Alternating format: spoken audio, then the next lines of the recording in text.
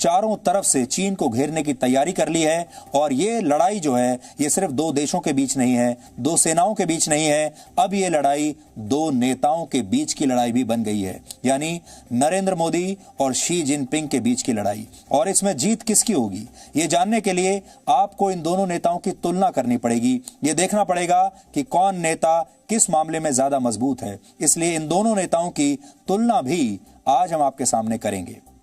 और आखिर में हम सरकारी बंगलों और सरकारी सुविधाओं को अपना जन्म सिद्ध अधिकार मानने वाले नेताओं की बात करेंगे। इस हफ्ते सरकार ने प्रियंका गांधी वाड्रा को वो सरकारी बंगला खाली करने का आदेश दिया है जिसमें वो पिछले 23 वर्षों से रह रही हैं। पिछले साल प्रियंका गांधी वाड्रा की एसपीजी सुरक्षा वापस ले ली गई थी और इसी के साथ इस बंगले में रहने का उनका अधिकार भी समाप्त हो गया था। लेकिन बड़ा सवाल यह है कि उसके बाद उन्होंने खुद ये बंगला खाली क्यों नहीं किया और अब सरकार को उन्हें बंगला खाली करने का ये नोटिस क्यों देना पड़ा। इसलिए सरकारी बंगलों पर कब्जा करके उन्हें कभी ना खाली करने वाली उस परंपरा के बारे में भी आज हम आपको बताएंगे जिसका सबसे बड़ा उदाहरण खुद गांधी परिवार है, यानी प्राण जाए पर बंगला ना जाए। लेकिन सबसे पहले आज की तमाम बड़ी खबरें नॉनस्टॉप न्यूज में।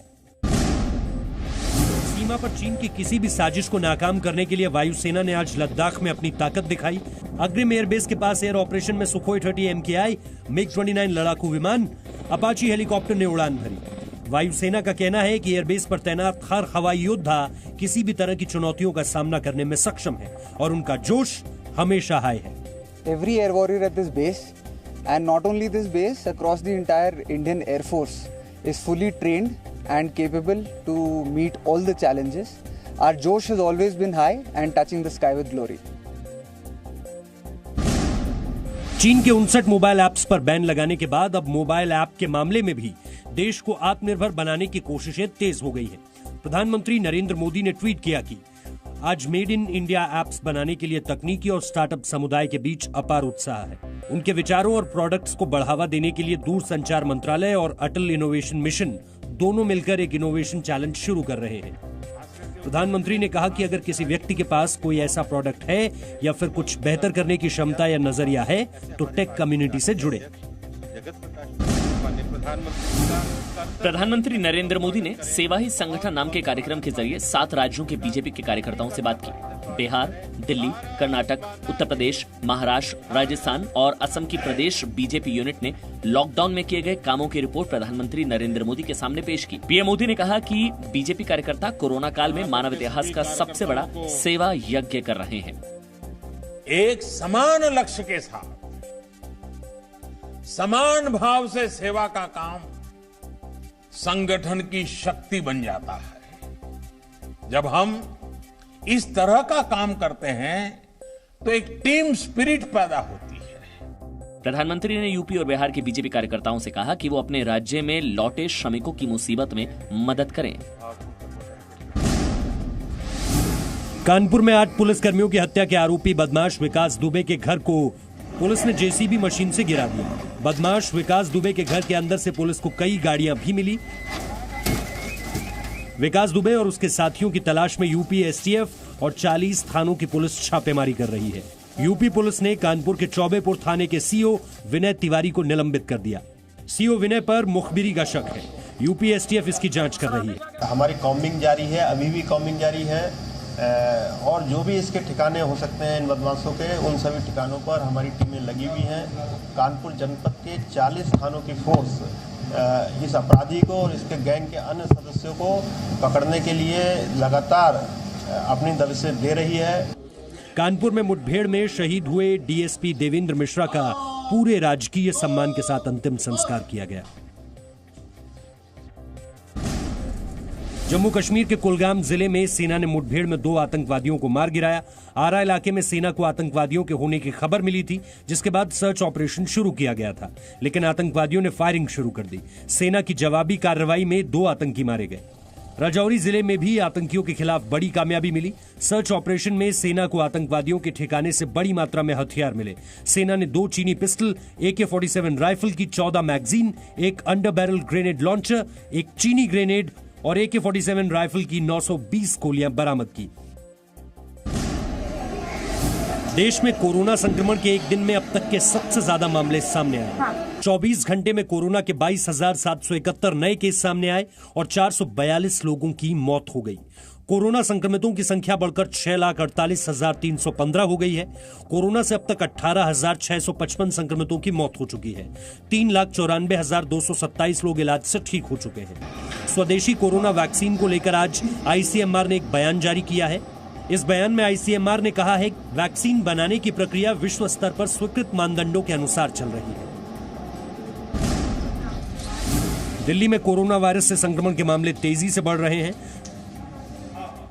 दिल्ली में कोरोना संक्रमितों की संख्या 97,000 के पार पहुंच गई है। पिछले 24 घंटे में दिल्ली में कोरोना के 2,505 नए मामले मिले। 55 मरीजों की मौत हुई, जबकि इलाज से 2,632 लोग ठीक हो गए। दिल्ली में कोरोना से अब तक 3,004 लोगों की मौत हुई है, जबकि 68,256 लोग कोरोना वायरस से ठीक हो चुके हैं। दिल्ली में मरीजों का रिकवरी रेट 70% से ऊपर पहुंच गया है।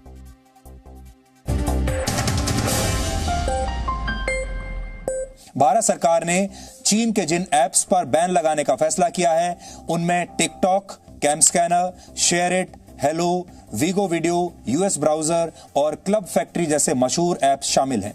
5 मई के बाद से जिस तरह भारत और चीन के रिश्ते बिगड़े हैं, उसके बाद से ये चीन के खिलाफ भारत की सबसे बड़ी कार्रवाई है। अगर आप इसका एक कनेक्शन ढूंढना चाहते हैं कि ये क्यों हो रहा है, तो ये गलवान में जो कुछ हुआ भारत और चीन के बीच, जो सीमा विवाद चल रहा है, ये उसी का नतीजा है। और ये भारत की तरफ से पहली डिजिटल एयर स्ट्राइक है चीन के ऊपर। जैसी एयर स्ट्राइक हमने बालाकोट में की थी पाकिस्तान के ऊपर, जैसी सर्जिकल स्ट्राइक हमने पीओके में की थी 2016 में, हर बार दुश्मन के लिए एक अलग तरह का जवाब होना चाहिए। और इस बार भारत ने जो जवाब निकाला है वो ये है कि इस बार हम डिजिटल एयर स्ट्राइक करेंगे चीन पर। अगर भारत में इन चाइनीज ऐप्स के सभी यूजर्स को हम जोड़ लें तो इनकी संख्या 100 करोड़ से ज्यादा बैठती है। इस हिसाब से भारत चीन के इन मोबाइल फोन एप्लीकेशंस का सबसे बड़ा बाजार है। और अब आप सोचिए, अगर ये सारे मोबाइल ऐप्स दुनिया के सबसे बड़े बाजार से बाहर हो जाएंगे तो इन पर कितना असर पड़ेगा, चीन पर कितना असर पड़ेगा। भारत वैसे भी दुनिया के लिए सबसे बड़ा सोशल मीडिया का बाजार है, क्योंकि भारत में 100 करोड़ से ज्यादा लोग इंटरनेट का इस्तेमाल करते हैं। और भारत ने अब पूरी दुनिया को यह संदेश दे दिया है कि अगर कोई देश भारत की तरफ आंख उठाकर भी देखेगा तो उसे दुनिया के सबसे बड़े बाजार का 1% हिस्सा भी नहीं मिल पाएगा। भारत ने चीन के जिन 59 ऐप्स को बैन किया है, उनकी पूरी लिस्ट आप डीएनए देखते देखते यहां पर नोट कर सकते हैं, ताकि अगर आप इनमें से किसी ऐप का इस्तेमाल करते हैं तो अब आप इन्हें फौरन डिलीट कर दीजिए। और आपकी स्क्रीन पर वो सारे ऐप्स भी हैं जिन्हें भारत सरकार ने प्रतिबंधित कर दिया है।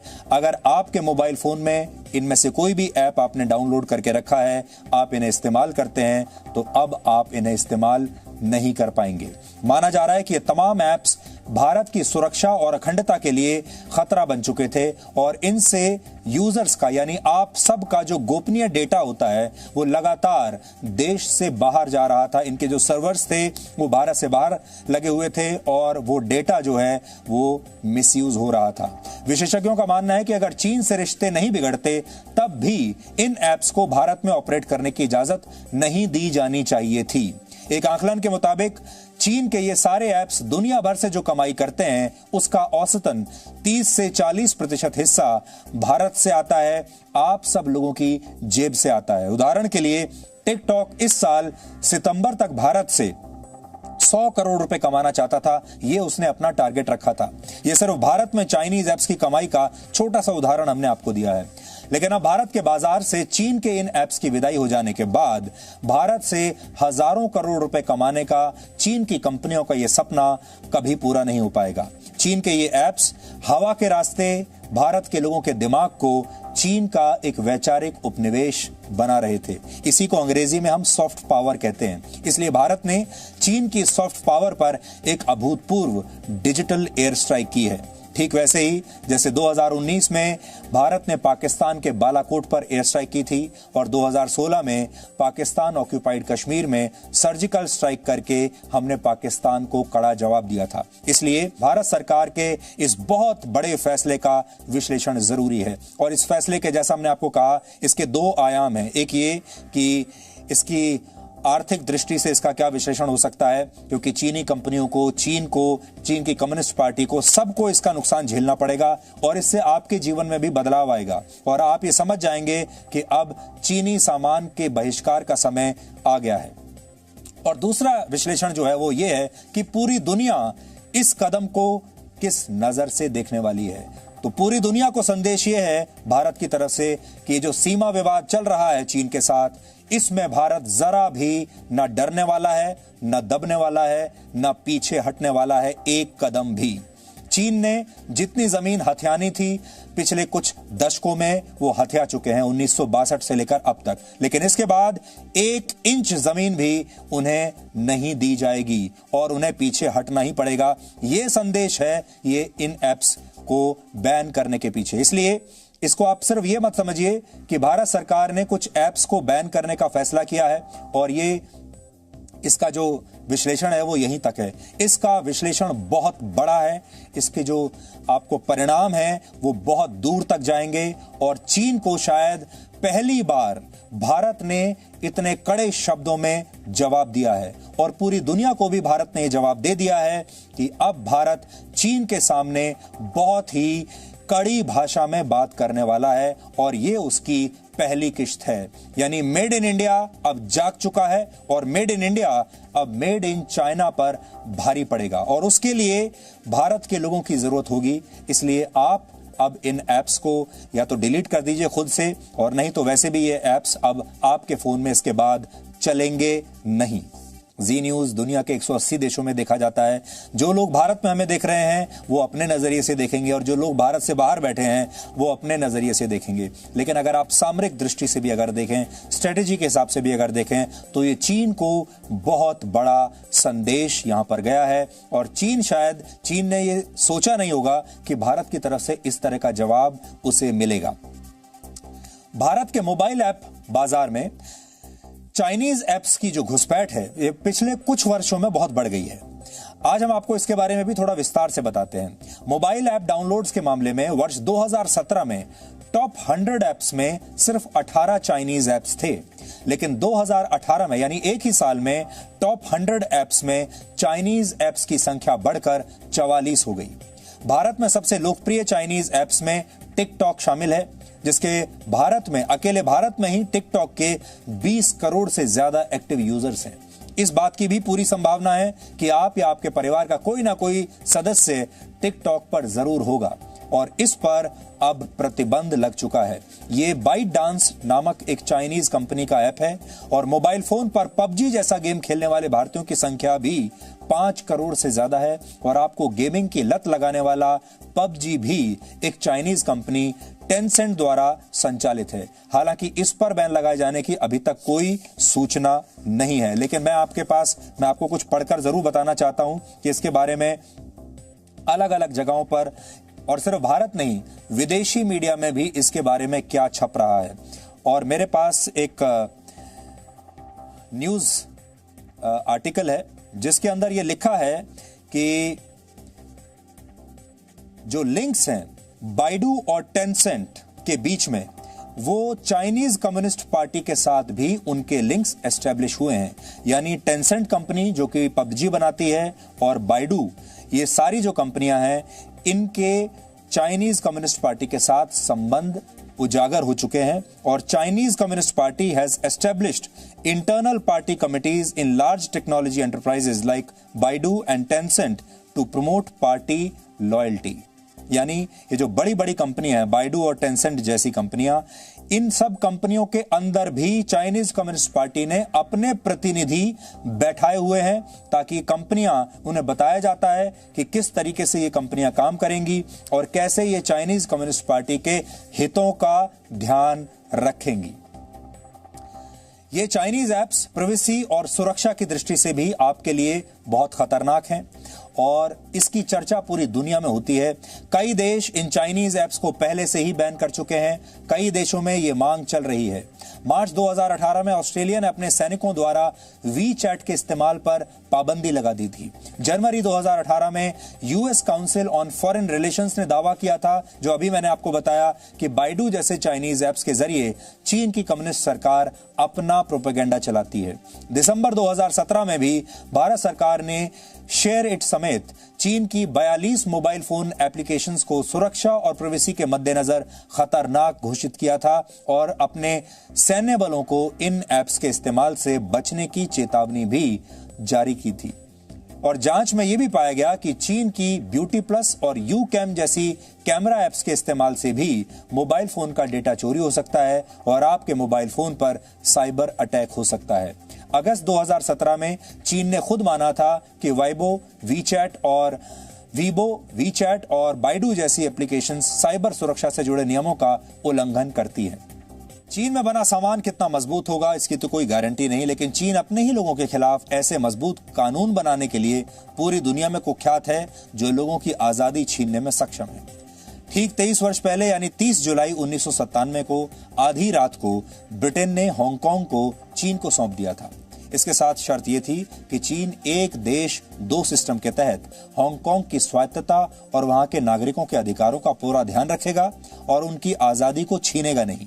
लेकिन चीन का यह वादा उसके सामान की ही तरह टिक नहीं पाया। आधी रात को चीन ने हांगकांग में नया सुरक्षा कानून लागू करके वहां के लोगों की आजादी को बहुत हद तक छीन लिया। यानी चीन हांगकांग में लोकतंत्र को खत्म करना चाहता है। चीन द्वारा यह कदम उठाते ही हांगकांग में एक बार फिर से विरोध प्रदर्शन शुरू हो गए हैं और हांगकांग की पुलिस ने नए कानून के तहत 2 लोगों को गिरफ्तार भी कर लिया है। सबसे पहले गिरफ्तार किए गए व्यक्ति का दोष सिर्फ इतना था कि उसने हाथ में हांगकांग का झंडा उठा रखा था। लेकिन नए सुरक्षा कानून के तहत चीन के खिलाफ आवाज उठाने वालों को उम्र कैद तक की सजा मिल सकती है। अब अगर हांगकांग में कोई व्यक्ति चीन के अत्याचारों का विरोध करेगा, सार्वजनिक संपत्ति या पुलिस के वाहन को नुकसान पहुंचाएगा, चीन से आजादी की मांग करेगा या फिर चीन के विरोध में नारे लगाएगा, तो उसे इस नए कानून के तहत जेल में डाला जा सकता है और अधिकतम उम्र कैद की सजा भी उसे दी जा सकती है। हांगकांग में लोकतंत्र की मांग करने वाले लोगों का कहना है कि चीन उनकी आवाज दबाना चाहता है और ये कानून चीन की कम्युनिस्ट पार्टी का विरोध करने वालों को जेल में डालने के लिए लाया गया है। इस कानून का विरोध सिर्फ हांगकांग में नहीं हो रहा, बल्कि अब जो खास बात जिसके लिए आज हमने आपको ये खबर दिखाई है वो ये है कि इस कानून के विरोध में दुनिया के 27 देशों ने संयुक्त राष्ट्र से इस मामले में दखल देने की मांग की है। इन 27 देशों ने एक संयुक्त बयान जारी करते हुए कहा है कि चीन ने यह कानून लागू करके एक देश दो सिस्टम के सिद्धांत को नजरअंदाज किया है और चीन को हांगकांग के लोगों की आवाज सुननी चाहिए। इन देशों ने संयुक्त राष्ट्र की मानव अधिकार परिषद में चीन के खिलाफ एक अपील दायर की है और मांग की है कि चीन संयुक्त राष्ट्र के अधिकारियों को हांगकांग और शिनजियांग प्रांत में जाने दें ताकि ये लोग देख सकें कि इन प्रांतों में रहने वाले लोगों के साथ चीन क्या कर रहा है। हांगकांग की तरह चीन शिनजियांग प्रांत में रहने वाले उइगर मुसलमानों पर भी अत्याचार कर रहा है और मुस्लिम महिलाओं की जबरदस्ती वहां पर नसबंदी कराई जा रही है ताकि इनकी जनसंख्या को रोका जा सके। जिन 27 देशों ने चीन के खिलाफ संयुक्त राष्ट्र में आवाज उठाई है, उनमें प्रमुख देशों के नाम भी आप देख लीजिए कौन कौन से देश हैं। Australia, France, Germany, Britain, New Zealand और कनाडा जैसे देश इसमें शामिल हैं। यानी चीन के खिलाफ पूरी दुनिया में एक नया मोर्चा तैयार हो रहा है। हमने कल ही आपको बताया था उन देशों के बारे में जो अलग अलग वजहों से चीन के खिलाफ हैं। आज ये 27 देश भी उनमें शामिल हो गए हैं और अब समय आ गया है कि ये सभी देश मिलकर भारत के नेतृत्व में चीन के खिलाफ एक अंतर्राष्ट्रीय गठबंधन बनाएं ताकि दुनिया को चीन की दमनकारी नीतियों से बचाया जा सके। कुल मिलाकर भारत को अब ये देखिए कि भारत को क्या करना चाहिए। भारत के पास एक बहुत बड़ा मौका है। भारत अपने देश में अलग अलग कदम उठाकर चीन के खिलाफ मोर्चा खोल रहा है, चीन को कड़ा संदेश दे रहा है, लेकिन अब भारत को अपनी सीमा से बाहर निकलना होगा। और हांगकांग में जो कुछ हुआ है और जिस तरह 27 देशों ने चीन का विरोध किया है, यह भारत के लिए एक बहुत अच्छा मौका है, बड़ा मौका है भारत को अब खुलकर हांगकांग का समर्थन करना चाहिए, क्योंकि हांगकांग के लोग लोकतंत्र की मांग कर रहे हैं और भारत जो दुनिया का सबसे बड़ा लोकतंत्र है, और इस लिहाज से भारत को हर कीमत पर हांगकांग का समर्थन करना चाहिए। अगर भारत ऐसा करेगा तो चीन पर दबाव कई गुना ज्यादा बढ़ जाएगा और चीन के लिए स्थितियां और मुश्किल हो जाएंगी और यही भारत की जीत होगी। अभी तक हांगकांग के मामले में भारत शांत रहा है, भारत चुप रहा है। भारत ने हांगकांग के मामले पर कभी भी चीन को घेरने की कोशिश नहीं की है। लेकिन आपने देखा होगा भारत ने हमेशा संयम बरता है, लेकिन चीन जो है वो कोई भी ऐसा मौका नहीं छोड़ता जहां वो भारत को घेरने के एक भी मौके को कभी छोड़े। आप यूनाइटेड नेशंस देख लीजिए, वहां भी चीन पाकिस्तान का खुलकर साथ देता है। कश्मीर में भी चीन पाकिस्तान का साथ देता है। हर अंतर्राष्ट्रीय मंच पर चीन ने भारत का विरोध किया है, भारत का साथ कभी नहीं दिया है। इसलिए अब बारी भारत की है और भारत को यह शुरुआत करनी चाहिए हांगकांग से, उसके बाद ताइवान से, उसके बाद साउथ चाइना सी से, और फिर देखिए कि चीन दुनिया भर में चारों तरफ से कैसे घिरता है। प्रधानमंत्री नरेंद्र मोदी एक ऐसे नेता हैं जो अक्सर लोगों को सरप्राइज देते रहते हैं, और आज भी ऐसा ही हुआ जब वो सुबह अचानक लद्दाख में भारतीय सेना की फॉरवर्ड पोस्ट पर पहुंच गए।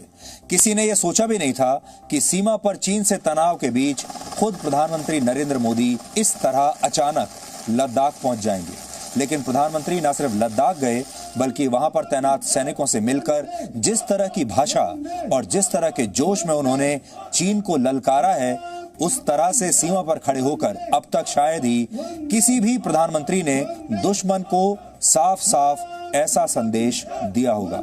इसलिए आज देश के लोग ही नहीं, प्रधानमंत्री नरेंद्र मोदी के इस दौरे से चीन भी चौंक गया। चीन को बिल्कुल अंदाजा नहीं होगा कि लद्दाख में 2 महीने से जो सीमा विवाद चल रहा है उसमें अब भारत आर पार के मूड में आ चुका है, और ये बात प्रधानमंत्री नरेंद्र मोदी के लद्दाख दौरे से बिल्कुल स्पष्ट हो चुकी है। प्रधानमंत्री लद्दाख के निम्मू पोस्ट पर गए और वहां पर भारतीय सेना, भारतीय वायुसेना और इंडो तिब्बतन बॉर्डर फोर्स यानी आईटीबीपी के सैनिकों से मिले। प्रधानमंत्री ने भारतीय सेना के कमांडर से बातचीत की और लद्दाख की मौजूदा सैन्य स्थितियों और उनकी तैयारियों के बारे में भी पूरी जानकारी ली। प्रधानमंत्री के साथ chief of defence staff general Bipin Rawat और सेना अध्यक्ष जनरल मनोज मुकुंद नरवणे भी गए थे। प्रधानमंत्री लद्दाख में इसी जगह पर क्यों गए, आज आपको यह भी समझना चाहिए। भारतीय सेना की 14वीं कोर के लद्दाख में 2 सैन्य बेस हैं और एक लेह में है और दूसरा है निम्मू में। लेह से 35 किलोमीटर दूर निम्मू सैन्य बेस भारतीय सेना के लिए रणनीतिक तौर पर बहुत महत्वपूर्ण माना जाता है, क्योंकि यहां से चीन और पाकिस्तान दोनों तरफ से हमला किया जा सकता है। यानी यहां दोनों फ्रंट खुले हुए हैं, चीन का फ्रंट और पाकिस्तान का फ्रंट।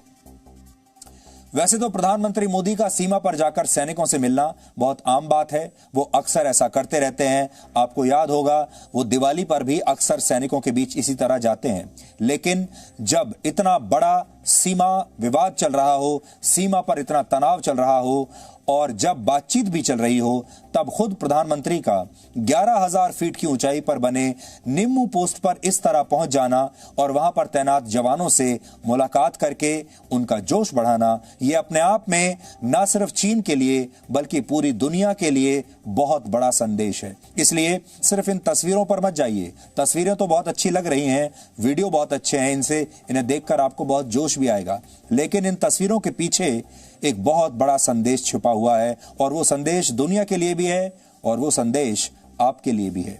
जवानों के बीच जब प्रधानमंत्री मोदी पहुंचे तो कैसे भारत माता की जय और वंदे मातरम के नारे लग रहे थे। सबसे पहले आप इन तस्वीरों को देखिए और राष्ट्रभक्ति के उन नारों को सुनिए, और मुझे यकीन है कि जब आप इन नारों को सुनेंगे तो आपके अंदर भी अभूतपूर्व जोश का संचार होगा। सुबह के 8:15 बज रहे थे।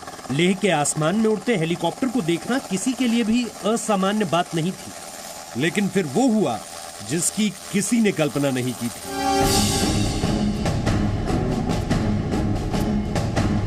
गलवान में हिंसक झड़प के 18 दिन बाद प्रधानमंत्री नरेंद्र मोदी लेह की सरप्राइज विजिट पर पहुंच चुके थे। उनके साथ सीडीएस जनरल बिपिन रावत और सेना प्रमुख जनरल MM नरवणे भी थे। प्रधानमंत्री लेह से 35 किलोमीटर दूर निम्मू फॉरवर्ड पोस्ट पहुंचे, जो समुद्र तल से करीब 11,000 फीट की ऊंचाई पर मौजूद है, जिसे दुनिया की सबसे ऊंची और खतरनाक पोस्ट में से एक माना जाता है। जहां सबसे पहले उन्होंने सीडीएस जनरल बिपिन रावत से आर्मी की स्ट्रैटेजिक तैनाती के बारे में समझा, फिर सेना, वायुसेना और आईटीबीपी के जवानों से मुलाकात की। पीएम को अचानक अपने बीच देखकर जवानों का जोश हाई था। जवानों का ये जोश तब और ज्यादा हाई हो गया जब पीएम मोदी ने सेना के जज्बे और पराक्रम को सम्मान दिया। आपका साहस उस ऊंचाई से भी ऊंचा है जहां आप तैनात हैं। आपका निश्चय उस घाटी से भी सख्त है जिसको रोज आप अपने कदमों से नापते हैं। आपकी भुजाएं उन चट्टानों जैसी मजबूत है जो आपके इर्द गिर्द खड़ी है। आपकी इच्छा शक्ति आसपास के पर्वतों जितनी अटल है। आज आपके बीच आकर मैं इसे महसूस कर रहा हूं, साक्षात अपनी आंखों से इसे देख रहा हूं। साथियों, जब देश की रक्षा आपके हाथों में है, आपके मजबूत इरादों में है, तो एक अटूट विश्वास है। सिर्फ मुझे नहीं, पूरे देश को। 11,000 फीट की ऊंचाई पर खड़े होकर प्रधानमंत्री मोदी ने चीन को उसकी हद दिखा दी।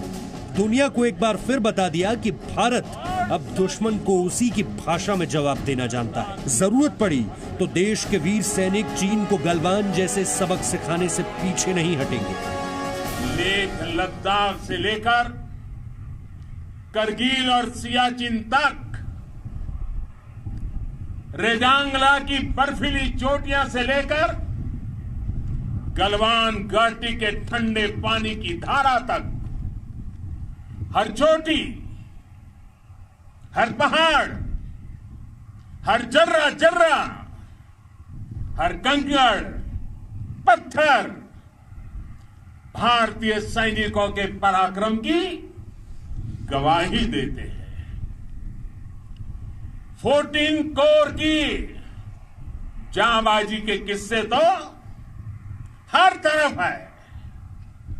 दुनिया ने आपका अदम्य साहस देखा है, जाना है।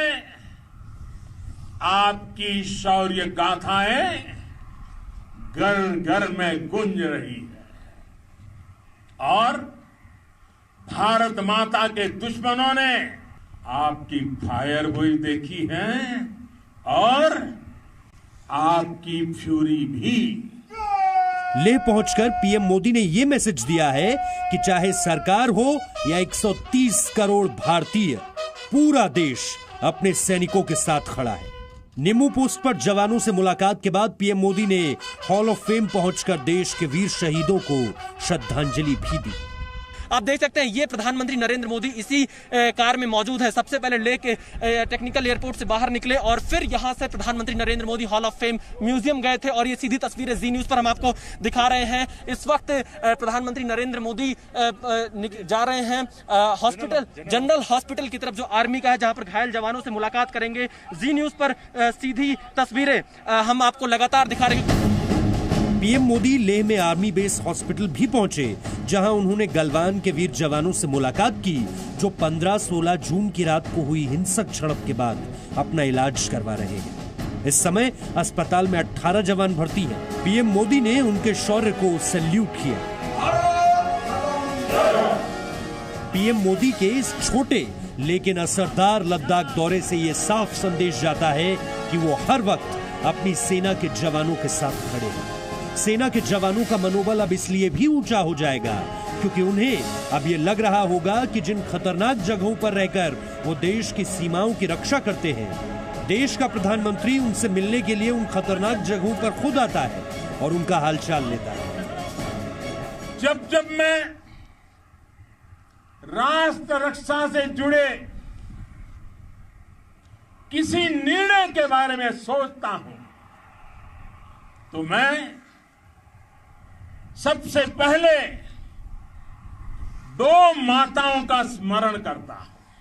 पहली हम सभी की भारत माता और दूसरी वे वीर माताएं जिन्होंने आप जैसे पराक्रमी योद्धाओं को जन्म दिया है। मैं उन दो माताओं का स्मरण करता हूं। मेरे निर्णय की कसौटी यही है। इसी कसौटी पर चलते हुए आपके सम्मान, आपके परिवार के सम्मान और भारत माता की सुरक्षा को देश सर्वोच्च प्राथमिकता देता है। भारत माता की, भारत माता की, भारत माता की, वंदे वंदे वंदे।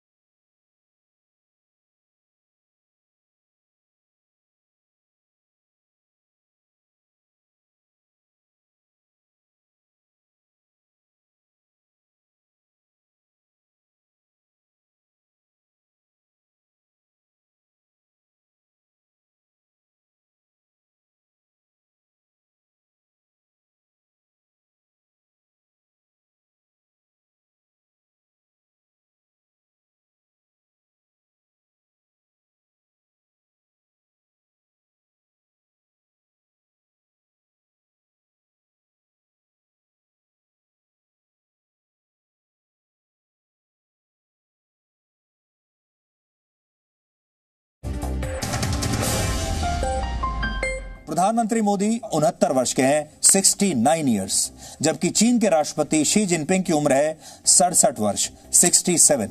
यानी शी जिनपिंग नरेंद्र मोदी से 2 वर्ष छोटे हैं। नरेंद्र मोदी एक लोकतांत्रिक देश के प्रधानमंत्री हैं, जबकि शी जिनपिंग की स्थिति करीब करीब एक तानाशाह वाली है। ये तुलना हम आपको इसलिए दिखा रहे हैं क्योंकि ये लड़ाई 2 देशों की तो है, 2 सेनाओं की भी है, लेकिन ये लड़ाई 2 नेताओं की भी है। अब आपको यह देखना होगा, एक तरफ प्रधानमंत्री मोदी हैं और दूसरी तरफ शी जिनपिंग हैं, और दोनों नेताओं का एक बहुत बड़ा टेस्ट है, बहुत बड़ी परीक्षा है, और दोनों अपने अपने हिसाब से बेहतरीन रणनीति बनाएंगे। और अब यह टक्कर इस बात की भी होगी कि दोनों में किसका नेतृत्व बेहतर है। इसलिए हम आपको तुलना करके भी बताते हैं कि इन दोनों नेताओं की अगर तुलना की जाए तो कौन कहां ठहरता है। पहली तुलना तो पहला बड़ा पॉइंट यह है, प्रधानमंत्री मोदी एक लोकतांत्रिक देश के नेता हैं। देश की जनता ने उन्हें चुना है और देश की जनता उन्हें समर्थन देती है। लेकिन शी जिनपिंग एक तानाशाह हैं, चीन की जनता ने उन्हें चुना नहीं है, वो जबरदस्ती वहां बैठे हैं। दूसरा अंतर यह है कि शी जिनपिंग ने गलवान में मारे गए अपने सैनिकों पर एक शब्द तक नहीं कहा, जबकि प्रधानमंत्री मोदी पहले दिन से अपने सैनिकों के साथ खड़े हैं। तीसरा बड़ा अंतर आपको जो नजर आएगा वो ये कि कोविड-19 के दौरान चीन के राष्ट्रपति शी जिनपिंग कहीं नजर नहीं आए, जबकि प्रधानमंत्री मोदी ने इस संकट के दौरान लगातार अपने देश को फ्रंट से लीड किया है। चीन में कोरोना वायरस दिसंबर के अंत से फैलने लगा था, लेकिन शी जिनपिंग घर से बाहर तक नहीं निकले और लंबे इंतजार के बाद 10 फरवरी को पहली बार उन्होंने बीजिंग के एक जिले का दौरा किया था। पहली बार तब वो नजर आए थे, जबकि इस दौरान प्रधानमंत्री मोदी 6 बार अपने देश को संबोधित कर चुके हैं। जब भी देश पर कोई आपदा आती है, जैसे तूफान जब आया तो वो तूफानग्रस्त इलाकों का दौरा करने के लिए गए। हर रोज आप लगातार उन्हें देख रहे हैं, सुन रहे हैं, कभी रेडियो पर सुनते हैं, कभी टीवी पर सुनते हैं, कभी ऑल पार्टी मीटिंग में आप उन्हें देखते हैं बात करते हुए। ये बहुत बड़ा अंतर है। एक तरफ शी जिनपिंग अपने घर से नहीं निकल रहे हैं और दूसरी तरफ नरेंद्र मोदी आपको हर जगह नजर आ रहे हैं। दोनों नेताओं के बीच चौथा बड़ा अंतर यह है कि शी जिनपिंग मुश्किल समय में अपने दोस्तों और पड़ोसियों को हमेशा धोखा देते हैं, जबकि प्रधानमंत्री मोदी सबको साथ लेकर चल रहे हैं। कोविड-19 के दौर में प्रधानमंत्री भारत दूसरे देशों की मदद के लिए लगातार आगे आया और सार्क समेत कई देशों को भारत ने मदद पहुंचाई। आपको याद होगा, प्रधानमंत्री मोदी ने सार्क देशों के नेताओं के साथ वीडियो कॉन्फ्रेंसिंग की, उनके साथ नोट शेयर किए, उनसे पूछा कि उन्हें किसी मदद की जरूरत है। यहां तक कि भारत चीन जैसे देश की भी मदद करने से पीछे नहीं हटा। कोविड-19 के दौरान भारत ने चीन को 2 करोड़ रुपए की कीमत वाली 15 टन राहत सामग्री भेजी थी, लेकिन इस राहत सामग्री के बदले चीन ने न सिर्फ हमें खराब क्वालिटी की पीपीई किट्स बेची, बल्कि हमारी जमीन को भी हड़पने की कोशिश की। ये चीन के डीएनए में है, शी जिनपिंग के डीएनए में है कि आप उनके लिए कितना भी परोपकार कीजिए, कितनी भी दोस्ती निभाइए, वो हमेशा आपको धोखा ही देंगे। धोखा चीन के डीएनए में है। इतना ही नहीं, भारत ने मुश्किल समय में पूरी दुनिया को हाइड्रोक्सी क्लोरोक्विन जैसी दवाएं भेजी, जबकि चीन कोविड-19 के मामले में अपनी जिम्मेदारियों से लगातार बचता रहा। उसने सबसे पहले पूरी दुनिया से जानकारियां छुपाई, उसके बाद कोविड-19 को लेकर जो स्थितियां बनी, चीन ने उनका फायदा उठाया। कई देशों को खराब क्वालिटी का सामान वो बेचता रहा, इस दौरान बिजनेस करता रहा। जिन देशों की आर्थिक स्थिति खराब हो गई, वहां कमजोर कंपनियों को वो खरीदने की कोशिश करता रहा, उनकी आर्थिक व्यवस्था पर कब्जा करने की कोशिश करता रहा। इसके विपरीत भारत पूरी दुनिया को साथ लाने की कोशिश में जुटा रहा और इस दौरान प्रधानमंत्री मोदी ने मार्च से लेकर अब तक करीब 36 अंतर्राष्ट्रीय नेताओं से बात की है। यह कितना बड़ा अंतर है दोनों नेताओं के बीच में। प्रधानमंत्री मोदी मार्च से लेकर अब तक 36 अंतर्राष्ट्रीय बड़े बड़े देशों के नेताओं से बात कर चुके हैं और शी जिनपिंग सिर्फ इस चीज में लगे हैं कि वो कैसे इसका फायदा उठा सकते हैं। पांचवा अंतर यह है कि प्रधानमंत्री मोदी विकासवादी नेता हैं, जबकि शी जिनपिंग विस्तारवादी नेता हैं। प्रधानमंत्री मोदी साफ शब्दों में कह चुके हैं कि भारत हमेशा दूसरे देशों की संप्रभुता का सम्मान करता है और भारत के लिए विस्तार नहीं बल्कि विकास प्राथमिकता है। यही बात उन्होंने G20 देशों के साथ जब उनकी बैठक हुई थी उसमें भी उन्होंने यही कहा था और तब भी उन्होंने ये कहा था कि उनके लिए अर्थव्यवस्था नहीं बल्कि इंसानों की, लोगों की जान ज्यादा महत्वपूर्ण है। जबकि शी जिनपिंग सिर्फ विस्तारवाद के नशे में डूबे हैं और वो भारत की ही नहीं बल्कि ताइवान, जापान, वियतनाम और फिलीपींस समेत करीब 18 देशों की जमीन पर कब्जा करना चाहते हैं। हांगकांग में वो जो कर रहे हैं वो सब आप पहले से ही जानते हैं। इसलिए दोनों नेताओं के बीच बहुत बड़ा अंतर है। प्रधानमंत्री मोदी ने आज बिना नाम लिए चीन की इस विस्तारवादी पॉलिसी की पोल खोल दी। विस्तारवाद की जीत जब किसी पर सवार हुई है, उसने हमेशा विश्व शांति के सामने खतरा पैदा किया है। और साथियों, ये न भूले, इतिहास गवाह है कि ऐसी ताकतें मिट गई हैं या मुड़ने के लिए मजबूर हो गई है। हमारे देश में अगर कोई एक बार सत्ता का हिस्सा बन जाए तो वर्षों बीत जाने के बाद भी वो व्यक्ति और उसका परिवार सत्ता का मोह छोड़ नहीं पाता और इस दौरान मिलने वाली सुविधाओं को ये तमाम नेता अपना जन्म सिद्ध अधिकार मान लेते हैं और आजीवन इन्हीं सुविधाओं का लाभ उठाना चाहते हैं। अब स्थितियां बदलने लगी हैं और सरकारी सुख सुविधाओं को अपना जन्म सिद्ध अधिकार मानने वालों के साथ सख्ती बरती जाने लगी है। उदाहरण के लिए भारत सरकार के शहरी विकास मंत्रालय ने कांग्रेस की महासचिव प्रियंका गांधी वाड्रा को उनका सरकारी बंगला खाली करने का आदेश दिया है।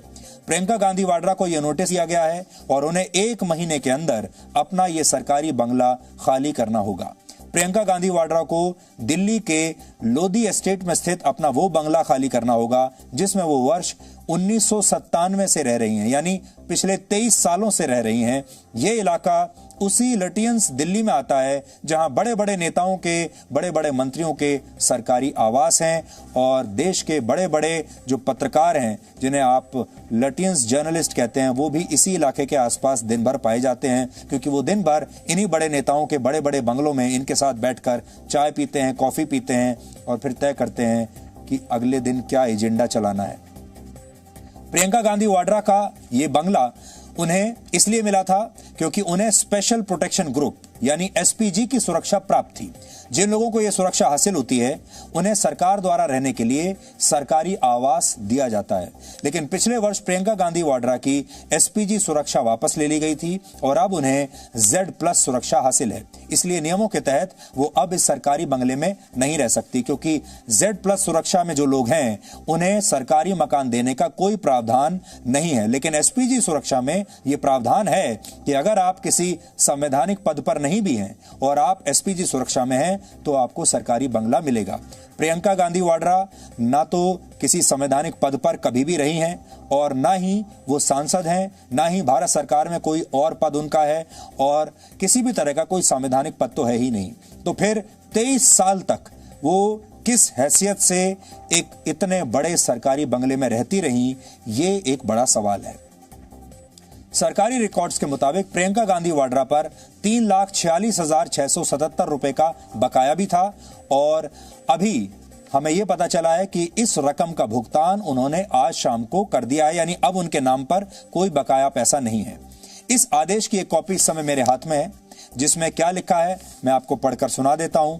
इसमें ये जो चिट्ठी आई है इसमें लिखा है कि it is therefore advised to vacate the house on or before 1/8/2020, यानी सिर्फ 1 महीने का समय उन्हें दिया गया है।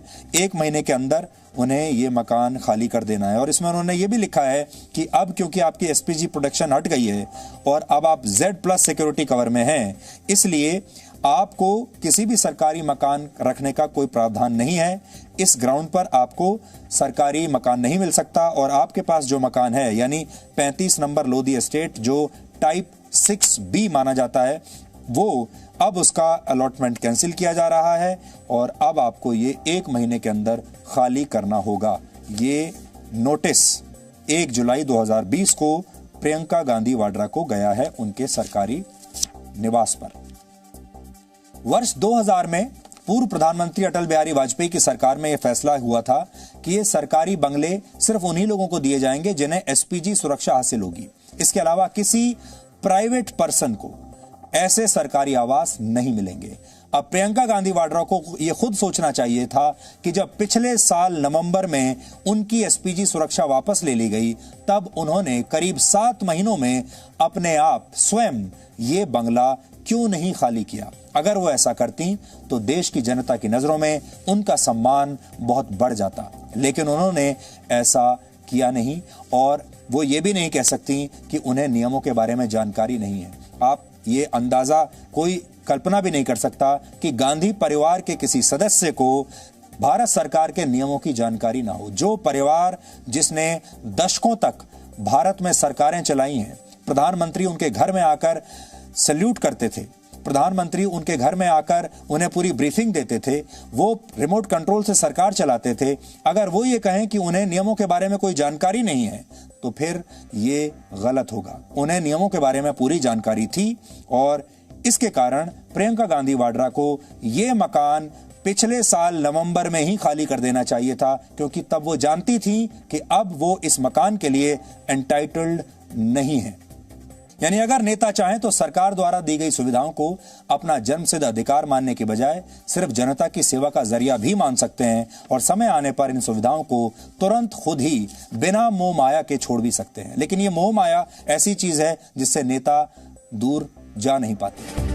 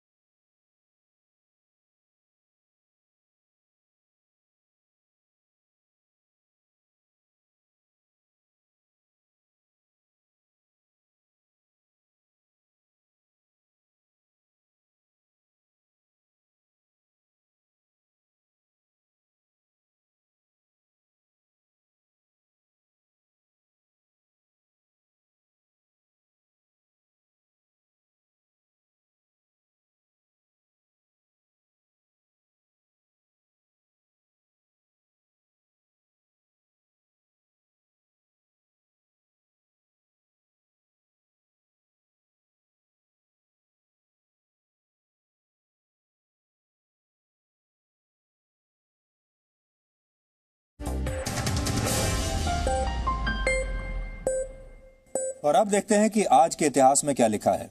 वर्ष 1902 में आज ही के दिन पश्चिम बंगाल के बेलूर मठ में स्वामी विवेकानंद का ध्यान मुद्रा में निधन हो गया था। तब उनकी उम्र सिर्फ 39 वर्ष थी और उनके शिष्यों ने कहा था कि उन्होंने महासमाधि की अवस्था को प्राप्त कर लिया है। स्वामी विवेकानंद ने भारतीय वेद, योग और अध्यात्म को देश विदेश तक पहुंचाया और हिंदू धर्म का पूरी दुनिया में प्रचार प्रसार किया। भारत के राष्ट्रीय ध्वज को डिजाइन करने वाले पिंगली वेंकैया का निधन आज ही के दिन वर्ष 1963 में हुआ था। पिंगली वेंकैया 19 वर्ष की उम्र में ब्रिटिश आर्मी में शामिल हुए थे और उन्होंने अफ्रीका में हुए एंग्लो बोर युद्ध में हिस्सा लिया था। वहीं उनकी मुलाकात महात्मा गांधी से हुई। भारत का तिरंगा झंडा पिंगली वेंकैया द्वारा डिजाइन किए गए स्वराज ध्वज पर ही आधारित है। वर्ष 1947 में आज ही के दिन ब्रिटेन के हाउस ऑफ कॉमन्स में इंडियन इंडिपेंडेंस बिल पेश किया गया था और इसमें भारत की आजादी के साथ साथ भारत के विभाजन की बात भी लिखी हुई थी। इसके बाद 15 अगस्त 1947 को भारत आजाद हुआ। हालांकि इसके साथ ही भारत को विभाजन और पाकिस्तान के निर्माण का दर्द भी सहना पड़ा था। वर्ष 1776 में आज ही के दिन अमेरिका को ब्रिटेन से आजादी मिली थी। ब्रिटेन से आजाद होने के बाद अमेरिका की 13 कॉलोनीज ने मिलकर एक नए देश का निर्माण किया और उसका नाम the United states of America रखा गया।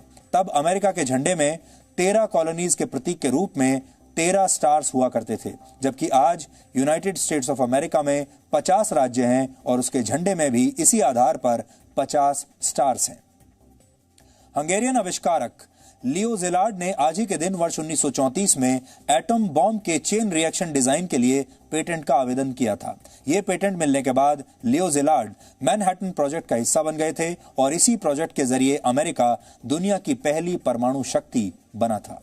और पोलोनियम और रेडियम जैसे रासायनिक पदार्थों की खोज करने वाली वैज्ञानिक मैरी क्यूरी का निधन आज ही के दिन वर्ष 1934 में हुआ था।